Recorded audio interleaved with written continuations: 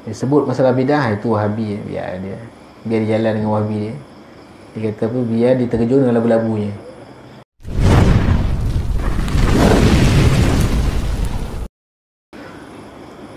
Dia sebut masalah bidah, itu Wahabi. Biar dia jalan dengan Wahabi dia. Dia kata apa, biar dia terkejut dengan labu-labunya.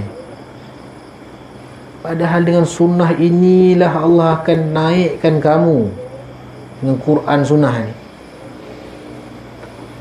Itu yang Ustaz kita jawab dalam Yufid TV masalah manhaj haraki, manhaj haraki, manhajun harakiyun.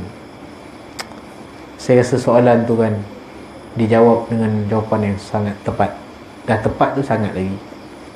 Itulah dia hakikat dakwah salaf. Itulah dia. Kan? Kita sibuk nak tukar pemimpin, tak sibuk nak tukar rakyat. Betul tu. Betul. Rakyat ni sepatutnya tukar ni.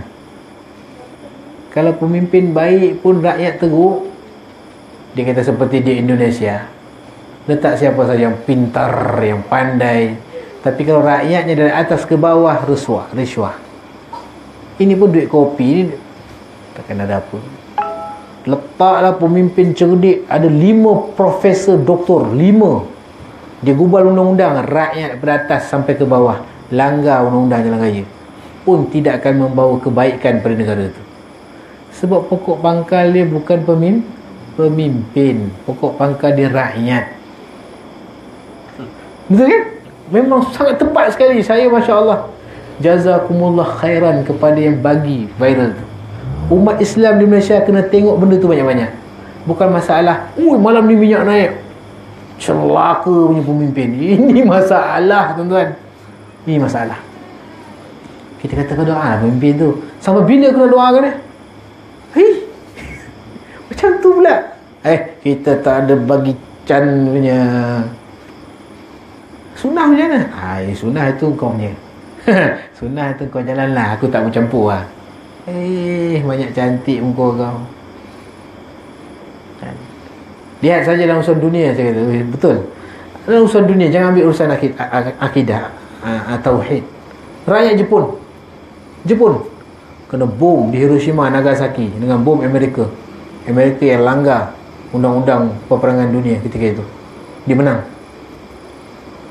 Padang jarak, padang terkukur, kita belajar kat sekolah. Dia membangun dengan begitu cepat. Disebabkan apa? Rakyat. Pemimpin di Jepun tak ada apa-apa. Betul tak? Rakyat dia yang bernilai. Rakyat dia.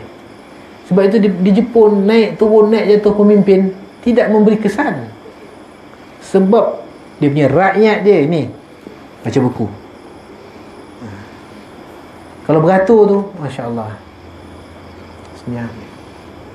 Kita pantang orang leka sikit, kata aku ni mimpi ke tadi orang ni tak ada, silap ke? Punyalah hebatnya rakyat Malaysia ni.